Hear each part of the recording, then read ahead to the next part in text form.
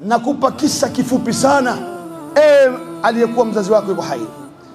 Shekhe mmoja anahadithia katika mji wa Riyadh ndani ya Saudi Arabia. Yeye ni daktari. Anasema siku hiyo kaingia hospitali kama kawaida, na watu wako kwenye tabur, kwenye foleni line, wanangoja kuingia kumuona daktari. Anasema nikiangalia kwenye ile foleni ya kuingia kwake, akamuona mwanamke mmoja hana akili, anakimbia huku, mara anapiga kelele. Kijana mmoja mdogo anamkimbiza, anamshika, anamweka chini, mara yule mama anamtandika makofi, mara anamtemea mate, mpaka ilipofika zamu ya huyu mwanamke kuingia kwa huyu daktari.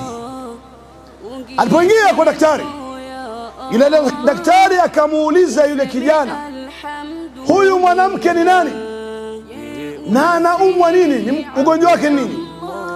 Yule kijana akamwambia, hadha ummi, huyu ni mama yangu, na mama yangu tangu nimezaliwa mimi, tangu ameolewa akashika mimba yangu, mama yangu hana akili. Baba yangu alimuoa kwa madhumuni ya kumtibu, aliposhindwa kumtibu akamwachilia mbali pamoja na mimi nikiwa mtoto mchanga. Huyu mama wazimu kanilea hivyo hivyo mpaka leo nimekuwa ni mtu mzima, na muangalia mama yangu.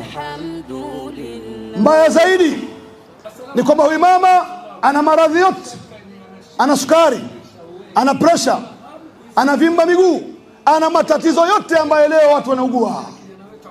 Tatizo kubwa zaidi ni kwamba huyu mama hajui kula dawa, wala hajui wakati wa dawa, wala hajui wakati sukari yake imepanda au pressure yake imepanda.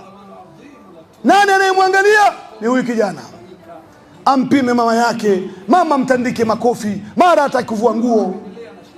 Baya zaidi la hatari zaidi ni wakati wanapolala usiku, anaishi na mama yake. Huyu mama ni wazimu, anaweza akafungua mlango wake akatoka na asijulikane au akadhurika. Anafanyaje? Anasema kwamba mama yangu inapofika usiku, ninachukua kamba, nafunga mguu wangu na mguu wa mama yangu ndio tuweze kulala. Aina antum, mko wapi nyinyi pamoja na mimi kuangalia wazazi wetu kiasi hichi? Leo mama yako anakutuma tu, unaguna na kukunja uso. Mwenzako anashinda na mama yake, anamfunga kamba usiku kucha, anamfunga kamba kwa mguu wake ili asije akaondoka akaenda akadhurika. Ndugu zangu katika imani,